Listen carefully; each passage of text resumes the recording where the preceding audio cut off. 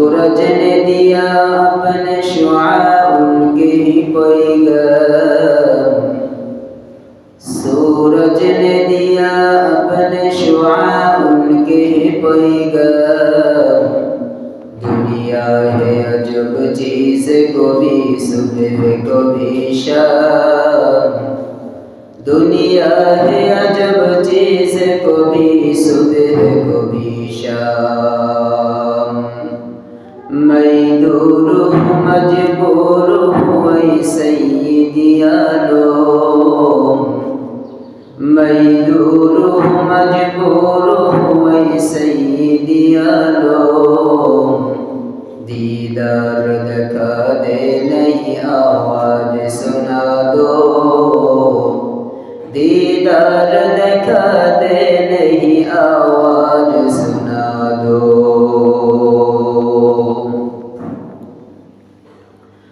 আলহামদুলিল্লাহ, সমস্ত প্রশংসা মহান আল্লাহ তাআলার দরবারে, যিনি আমাদেরকে ভালো রেখে সুস্থ রেখে দীর্ঘ এক সপ্তাহ পরে আল্লাহ পাকের মহান হুকুম ছিল পবিত্র জুমার নামাজ আদায় করার জন্য আমাদেরকে মসজিদে আসার এবং বসার তৌফিক দান করেছেন।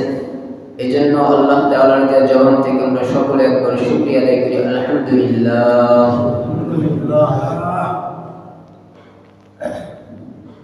আল্লাহ পাক রব্বুল আলামিন পবিত্র কালামুল্লাহ কোরআনের মধ্যে বলেন, প্রত্যেকটা মানুষের উপরে আল্লাহ তাআলা রব্বুল আলামিন নামাজকে ফরজ করেছেন। প্রত্যেকটা বান্দাদের উপরে নামাজকে আল্লাহ রাব্বুল আলামিন ফরজ করে দিয়েছেন। এই মহল্লার মধ্যে যত যুবক বৃদ্ধ মানুষ আছে সবাই যদি মসজিদে আসতো, বলেন তো মসজিদে কি জায়গা হতো?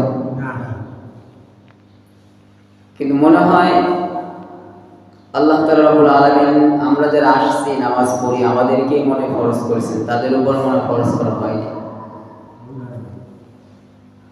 ওরা চিন্তা করে যে দুনিয়াতে আমি আপনি মনে চিরদিন থেকে যাব, এই দুনিয়া মনে আমার বাপ দাদার পৈতৃক সম্পত্তি। কিন্তু আল্লাহ তাআলা রাব্বুল আলামিন যত সময় আমাদেরকে দুনিয়াতে হায়াত রেখেছেন তার বেশিও থাকতে পারবো না, তার কমও থাকতে পারবো না। এটা আমরা দুনিয়াতে আসছে একটা ভাড়াটিয়া হিসেবে। এজন্য আল্লাহ পাকের গোলামি আমাদের করার দরকার, কারণ আল্লাহ পাক আমাদেরকে দুনিয়াতে পাঠিয়েছেন তার গোলামি করার জন্য। কোরআনের মধ্যে বলেন, ওয়া মা খালাকতুল জিন্না ওয়াল ইনসা ইল্লা লিয়াবুদুন, আমি মানুষ এবং জিনকে দুনিয়াতে সৃষ্টি করেছি শুধু একমাত্র আমার গোলামি করার জন্য। আল্লাহ তাআলা রাব্বুল আলামিন আমাদেরকে গোলামি করার জন্য দুনিয়াতে পাঠিয়েছেন, তার মানে আমরা গোলাম। মালিক হচ্ছেন আল্লাহ, গোলাম হচ্ছে আমরা। যদি কোনো গোলাম আল্লাহ তাআলার হুকুমকে অমান্য করে, বলেন তো ওই ব্যক্তি কি আর গোলাম থাকে?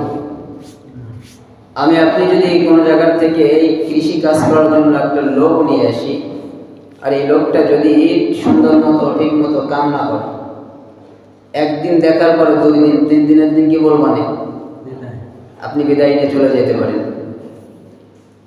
আমি আপনি যদি সামান্য একটু কাজের ক্ষতি করার কারণে যদি এই কথা বলতে পারি যে আপনি চলে যেতে পারেন, তো আল্লাহ তাআলা যে আমাদেরকে পাঠাইছেন তার গোলামি করার জন্য, আমি আপনি যে আল্লাহ তাআলার যে হুকুমগুলো অমান্য করতেছি, তাহলে আল্লাহ পাকের আমাদেরকে কি করা উচিত? দুনিয়া থেকে বের করে দেওয়া। তো আল্লাহ যদি মায়া দয়া ভালোবাসা না থাকতো, আমি আপনি 1 সেকেন্ডও দুনিয়াতে বাঁচতে পারতাম না। সামান্য একটু স্বার্থের বেঘাট ঘটলে পরে যদি আমি আপনি ওই লোকটাকে বাড়ি থেকে বের করে দিতে পারি, আর আমি আপনি যে আল্লাহর গোলামি করতেছি না, যে আল্লাহ সারা দুনিয়া আসমান জমিন পাহাড় পর্বত ফেরেশতা যা কিছু দুনিয়াতে আছে সব কিছুর মালিক যে, তিনি আমাদেরকে আদেশ করছেন যে তোমরা আমার গোলামি করো, কিন্তু আমি আপনি গোলামি করতেছি না। তাহলে আল্লাহ তাআলা যদি চাইতেন যে আমাকে আপনাকে দুনিয়া থেকে বের করে দেবে, বলেন কিছু করার ছিল? কিছু করার ছিল? আল্লাহ যদি বলে যে তোমরা আমার গোলামি করো না, তোমাদের জবানকে বন্ধ করে দেবো। যদি বলতেন যে না, তোমাদেরকে প্রত্যেক মাসে প্রত্যেকটা জিনিসের জন্য আমাকে 1 লক্ষ করে টাকা দেওয়া লাগবে, বলে কেমন? বিদ্যুৎ যখন আমাদের মাস শেষ হয় বিদ্যুৎ বিল নিতে আসে, আর অন্যদিকে দেখছি ঢাকার দিকে নড়াইলের দিকে মিটার সিস্টেম। আপনি মিটারে টাকা ঢোকাবেন, আপনার বিদ্যুৎ আসবে। টাকা ঢোকাবেন না, বিদ্যুৎ পাবেন না, আপনার ব্যাপার। ভালো লাগলে ঢোকান, না লাগলে ঢোকায়। তো প্রত্যেক মাসিক একটা চার্জ দেওয়া লাগে বিদ্যুৎ আলাদা। তো আল্লাহ তাআলা যদি বলতেন, বান্দা তুই যে কথা বলতেছিস, তোর যে জবান দিচ্ছি, এই জবানের জন্য প্রত্যেক বছরে আমাকে 1 লক্ষ টাকা দিতে, উপায় ছিল? যদি বলতো তোর চোখের জন্য আমাকে 1 লক্ষ টাকা দিবি, কোন উপায় ছিল? যদি বলতো তোর প্রত্যেকটা অঙ্গ প্রত্যঙ্গের জন্য আমাকে 1 লক্ষ করে টাকা নির্ধারিত করা তোর উপর দিতেই হবে, দিবি না, ওই জিনিসটা বন্ধ হয়ে যাবে। আমি আপনি কি কোনো জায়গায় দরখাস্ত করতে পারতাম? আছে আল্লাহর বিকল্প কেউ আছে দরখাস্ত করার? কেউ তো নাই। আল্লাহ তো কোরআনের মধ্যেই বলেন, কুল হুয়াল্লাহু আহাদ, আমি এক, আমার কোনো শরীক নাই, আমার কোনো কেউ নাই, আমার ছেলে নাই, মেয়ে নাই, কারো কাছ থেকে জন্ম গ্রহণ করে কাউকে জন্ম দেই নাই, আমি দুনিয়ার কোনো জিনিসের কাছে আমি মুখাপেক্ষী না। অবশ্যই আমাদের বাড়ি বেশি, গাড়ি বেশি, ওই টাকা পরিশোধ করা লাগবে, কিন্তু আল্লাহ তাআলা আমাদেরকে ভালোবেসেন, ভালোবাসার কারণে তিনি বলছেন যে না, আর দুনিয়া মাজরাতুল আখিরাহ, দুনিয়া আখিরাতের খেত শুরু। বান্দা দুনিয়াতে ছেড়ে দিলাম, তোমার যা মনে চাই তুমি তাই করো, হিসাব দিবা কবরে আসার পরে। তোমার প্রত্যেকটা সেকেন্ডের হিসাব আল্লাহ তাআলা কবরে যাওয়ার পরে নেবে। এজন্য দুনিয়াতে আল্লাহ তাআলা কাউকে বাধা দেবে না, তোমার যা মন চাই তুমি তাই করো। وَلَنَبْلُوَنَّكُمْ بِشَيْءٍ مِّنَ الْخَوْفِ وَالْجُوعِ وَنَقْصٍ مِّنَ الْأَمْوَالِ وَالْأَنفُسِ وَالثَّمَرَاتِ وَبَشِّرِ الصَّابِرِينَ।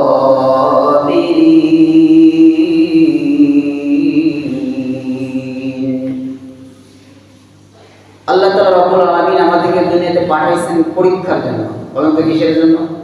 পরীক্ষার জন্য। এখন 4টে জিনিসের মধ্যে আল্লাহ পরীক্ষা নেবেন। মিনাল খাউফ, আল্লাহ আমাদেরকে ভয় ভীতি দিয়ে পরীক্ষা নেবেন। ওয়াল জু, এবং আমাকে আপনাকে ক্ষুধার কষ্ট দিয়ে পরীক্ষা নেবেন। সমস্ত নবী کرام সাহাবায়ে کرام যারা ছিলেন, প্রত্যেকটা নবী ক্ষুধার কষ্ট করছে কি করে নাই? যেই নবীকে আর জমিনে না পাঠাইলে আসমান জমিন মালিক সৃষ্টি করতো না, যেই নবীকে না পাঠাইলে আমাকে আপনাকে আল্লাহ সৃষ্টি করতো না। বলেন তো ওই নবী এমন দিন গেছে তার চুলার মধ্যে আগুন জ্বলে নাই, সপ্তাহ সপ্তাহ পার হয়ে যায়, আল্লাহর নবীর ঘরের মধ্যে কোনো চুলা জ্বলে না। একদিন আল্লাহর নবী সাল্লাল্লাহু আলাইহি সাল্লাম ঘরের মধ্যে ঢুকে বিবিকে বলতেছেন, বিবি আমার ক্ষুধা লাগছে, ঘরের মধ্যে কিছু খাওয়ার মতো জিনিস আসেনি। ঘর থেকে উত্তর বলে, না, ঘরের মধ্যে খাওয়ার মতো কোনো জিনিস নাই। আল্লাহর নবী চোখের পানি ছেড়ে দিয়ে পেটের মধ্যে পাথর ধরে রাখলেন। সাহাবায়ে কিরাম দেখতেছেন রাসূল আমার ক্ষুধার যন্ত্রণায় পেটের মধ্যে পাথর বাঁধতেছেন। আল্লাহর নবী যদি পেটের মধ্যে পাথর বাঁধতে পারে, আমি আপনি কোনোদিন কিন্তু পাথর বাঁধি নাই, আমি আপনি ক্ষুধার যন্ত্রণায় কোনোদিন কাতরাই নাই। অনেক সাহাবায়ে কিরাম ক্ষুধার যন্ত্রণায় পেটের মধ্যে পাথরের রেডি বেঁধে বেঁধে হাঁটছেন।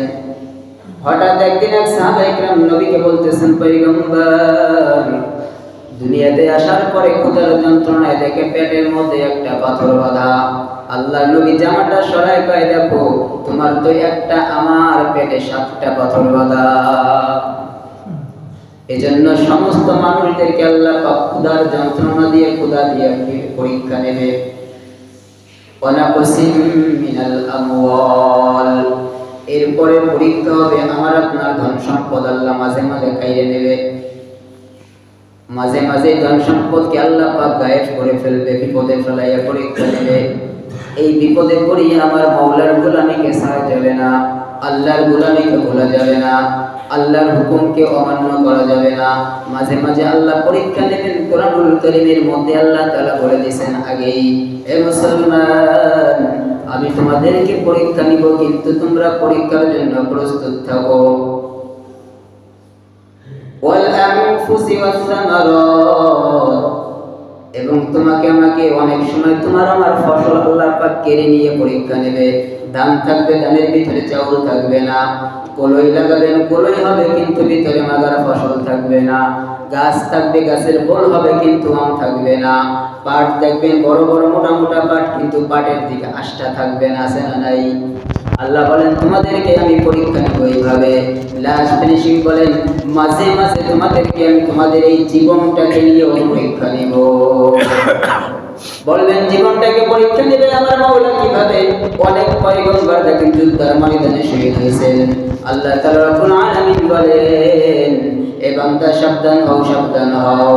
আমি আল্লাহ তোমাদেরকে তোমার জীবনটা তোমার জন্য দেই নাই, তোমার জান এবং মালকে আমি ক্রয় করে নিয়েছি জান্নাতের বিনিময়ে। যেই বান্দা দুনিয়াকে লাথি মেরে আল্লাহর পরকালকে ভালোবাসবে, যেই বান্দা দুনিয়াকে পিছে ফেলাই আমার মাওলার সঙ্গে সাক্ষাৎকে ভালোবাসবে, আল্লাহ তাআলা বলেন ওই বান্দা মরণের ভয় পাবে না। কারণ ওই বান্দা জানে তার জীবন আর তার মাল আমি আল্লাহ জান্নাতের বিনিময়ে ক্রয় করে নিয়েছি। এই জন্য মুমিন বান্দা মরণকে ভয় পাবে না। তুহফাতুল মুমিনিল মাউত, মুমিনের মরণ হবে সাথে সাথে মালিকের সঙ্গে দিদার শুরু হবে। এরে মুসলমান আল্লাহর গোলাম, মানুষ তো ভয় পায়, মরণকে ভয় পায় ওই বান্দা যেই বান্দা আল্লাহ পাকের গোলামি করে নাই, সময় মতো নামাজ আদায় করে নাই। তোমার পাশের কত ভাই, তোমার ক্লাস ফ্রেন্ড কত বন্ধু চলে গেছে, একসঙ্গে ঘোরাফেরা করছো, খেলার সাথী কতজন চলে গেছে, তারপরও কি তোমার ভয় হয় না? এরপরও কি তোমার টেনশন চিন্তা হয় না? এর বান্দা ভালো করে শুনে নাও, এই যে নিঃশ্বাসটা তোমার আমার কারো কথার মধ্যে চলে না। আল্লাহ যদি নিঃশ্বাসকে বন্ধ করে দেয়, দুনিয়ার কোনো ডক্টর এই নিঃশ্বাসকে জারি করতে পারবে না। আল্লাহ বলেন আমি যদি একবার মালাকুল মউত পাঠাই, এই মালাকুল মউতকে তুমি কোনোদিন ফিরাইতে পারবা না। তুমি যদি মরণের ভয়ে সুদূর একেবারে সাগরের তলদেশে চলে যাও, বালুর নিচে যার নিচে আর কিছু নাই, তুমি যদি ওইখানে পলায়ন করো, ওইখানে আমার মালাকুল মউত তোমার জানটা কবজ করে নিয়ে আসবে। তুমি যদি বান্দা মরণের ভয়ে আসমানের মধ্যে বসে এমন ভাবে একটা ঘর করবি, এই ঘরের মধ্যে একটু বাতাস পর্যন্ত পৌঁছাবে না। আরে বান্দা যখন তোর সময় শেষ হবে, আমি আল্লাহর অর্ডার যখন হয়ে যাবে, সাথে সাথে দেখবি তোর অটোমেটিক তুই দুনিয়া থেকে বিদায় হয়ে গেলি। মালাকুল মউতকে পৃথিবীর কোনো কিছু নাই তাকে ট্যাগ দিয়ে রাখবে। দুনিয়া হলো আমার আপনার উপস্থিত সামগ্রী, উপস্থিত দেখতেছি তাই দুনিয়া স্বপ্নের মতো। এবং তার স্বপ্নে যখন দেখো কত না কিছু দেখো, ঘুম ভাঙলে কিছু দেখো না। তোমার যদি ঘুম ভাঙে তাহলে দুনিয়া, আর ঘুম যদি একবার না ভাঙে তাহলে পরকাল, আর ঘুম ভেঙে গেলে এহকাল। কত যুবক দেখো ঘুমের পর স্টপ করে দুনিয়ার থেকে বিদায় নেয়। কত মুরব্বি রাতের বেলা ঘুমায়, ঘুম থেকে জাগ্রত হইতে পারে না। কত ভাই পারিবারিক টেনশনের জন্য, পারিবারিক কোনো খরচের জন্য ঘর থেকে বের হয় সন্তানকে ভালো মন্দ খাওয়ার জন্য, ইনকাম করার জন্য। ওই বান্দা অনেকেই দেখবেন ঘর থেকে বের হয় আর কোনোদিন ঘরে ফিরতে পারে না। ওই বের হয় ইতিমধ্যে পথে শোনা যায় দুর্ঘটনার শিকার হয়ে গেছে। এমন কত মানুষ আছে যে এই মানুষগুলা এত কষ্ট করে কিন্তু ঘরে কিন্তু ফিরতে পারে না। আল্লাহ বলে বান্দা সব কিছু কর, মাঝে মাঝে আমি আল্লাহকে ভুলিস না, আল্লাহকে স্মরণ করিস। কারণ দুনিয়ার তোকে জীবনভর থাকতে দিব না। এই দুনিয়া হলো তোর জন্য উপস্থিত সামগ্রী, যখন নিঃশ্বাস বন্ধ হবে তখন হবে তোর পরকালের সামগ্রী। দুনিয়াটা খুব কঠিন একটা জায়গা, আপনাকে আমাকে টেনশন চিন্তা করতে দেবে না। বলেন তো কে করতে দেন? ওই দিন শয়তান আছে, ও চিন্তা করে তুই করতে থাকে। আমার তো দাড়ি মাছ পাকে নাই, কেবল কালা দাড়ি, মূর্তি দেরি আছে। কারণ ওর কাজটাই তো আমাদেরকে শয়তানি করানো। শয়তানের প্রথম একেবারে এক নম্বর হলো বান্দাকে নামাজ থেকে গাফেল করা, বান্দাকে নামাজের থেকে দূরে সরাইয়া রাখা। শয়তান বলে যদি আমি কোনো আল্লাহর গোলামকে কোনো ওসিলা দিয়ে যদি নামাজ থেকে সরাইয়া দিতে পারি, ওই বান্দা আল্লাহর কাছে জবাবদিহি করতে হবে, নামাজের পারবে না। আল্লাহ রাসূল সাল্লাল্লাহু আলাইহি ওয়াসাল্লাম বলেন মিরাজুল মুমিন as-সালাতু মিরাজুল মুমিন। পৃথিবীর মধ্যে যত কিছু আছে সব চাইতে আমার মালিকের সঙ্গে সাক্ষাৎ হওয়ার মূল হচ্ছে নামাজ। এত নিকটবর্তী হয়, নামাজের মধ্যে দাঁড়াইলে আল্লাহ আর বান্দার মধ্যে কোনো পর্দা থাকে না। আল্লাহ আর বান্দার সঙ্গে একেবারে সংশ্লিষ্ট হয়ে যায়। আল্লাহর নবী মিরাজ করতে গেছে, নবী আমার বলেন আমার উম্মতগুলো আমাকে মিরাজ তো করতে পারবে না, আমার উম্মতগুলো কিভাবে আপনার সঙ্গে সাক্ষাৎ পাবে? আল্লাহর নবীকে আল্লাহ পাক জিবরাইলের মাধ্যমে জানিয়ে দেন, এ পয়গম্বর আপনার কোনো টেনশন নাই, আপনার কোনো চিন্তার কারণ নাই। আপনার কোন উম্মত যদি নামাজের মধ্যে দাঁড়াইয়া সুন্দরভাবে রুকু তাসবিহ যা যেখানে যা দরকার ফরজ ওয়াজিব সুন্নাত যা আছে সবগুলো আদায় করিয়া যদি 2 রাকাত নামাজের মধ্যে দাঁড়ায়, ওই 2 রাকাত নামাজই আমার মালিকের সঙ্গে মিরাজ হবে। বলেন সুবহানাল্লাহ। আল্লাহর সঙ্গে সরাসরি আমাদের সংশ্লিষ্ট হব। এই জন্য শয়তান চায় বান্দাকে নামাজ থেকে দূরে সরিয়ে রাখতে। যত বড় বিপদ আসুক নামাজ ছাড়া যাবে না। নামাজের চাইতে বিকল্প কোনো জিনিস নাই। মিফতাহুল জান্নাতিস সালাহ। তুমি যা কিছু করো না করো ভাই, তোমার যদি জান্নাতে যাইতে হয় এই নামাজের চাবি তোমার নিতে হবে। চাবি ছাড়া জান্নাতে যাওয়া যাবে না। ওই জান্নাতের চাবির নাম কি? নামাজ। সামনে অপেক্ষামান আমাদের ইয়া আইয়ুহাল্লাযীনা আমানু, আল্লাহ বলেন হে ঈমানদারগণ, হে ঈমানদার প্রিয় আমার পছন্দের বান্দা, তোমরা ভালো করে শুনে রাখো, কুতিবা আলাইকুমুস সিয়াম, আমি তোমাদের পূর্ববর্তী মানুষের উপর রোজাকে ফরজ করেছি। তোমার বাপ দাদা চাচা তার আগের থেকে একেবারে শুরু থেকে তাদের উপর রোজাকে ফরজ করে দিয়েছি। কামা কুতিবা আলাল্লাযীনা মিন ক্বাবলিকুম লাআল্লাকুম তাত্তাকুন, এবং তোমাদেরকেও আমি রোজা ফরজ করে দিয়েছি। তোমার বাপ দাদার উপর রোজা ফরজ ছিল, তোমাদের উপর রোজা ফরজ ছিল, সব তোমাদের উপরে আমি ফরজ করে দিয়েছি। এই জন্য রমজান মাস আমাদের নাকের ডুগায় পড়া নাড়া দিতেছে। বলেন ঠিক কিনা? অনেক মানুষ আছে রমজানের রোজা কিন্তু তার নসিবে আর হবে না, এর আগেই বিদায় নিয়ে কবরে চলে যাবে। এজন্য রাসূল বলেন তোমরা সদা সর্বদা আমাদের এই রমজান পাওয়ার জন্য দোয়া করবা। 2 মাস আগের থেকে রমজানের জন্য দোয়া করবা যে রব্বুল আলামিন এই রমজান পর্যন্ত দীর্ঘ হায়াত আমাদেরকে দান করো।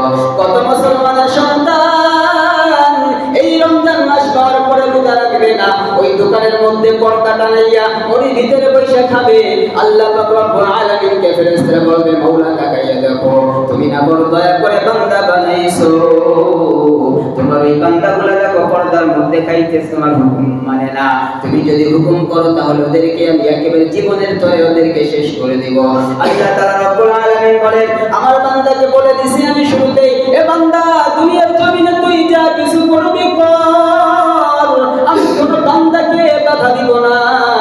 যেই বান্দা রোজা রাখে তাকেও বাধা দিব না, যেই বান্দা রোজা না রাখে তাকেও বাধা দিব না, কারণ তাদের জন্য কঠিন বিপদের জায়গা আমি বানাই রেখেছি। এজন্য সামনে আসতেছে রমজান মাস। 1 নম্বর রমজানের পবিত্রতা আমাদের সবার রক্ষা করতে হবে।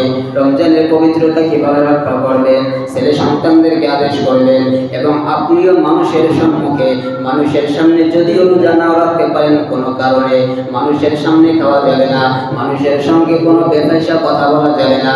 আপনি রোজা আছেন কিন্তু মুখ দিয়ে সব সময় মিথ্যা কথা গালাগালি করতেছেন, আপনার মুখের রোজা বলে চলে যাবে।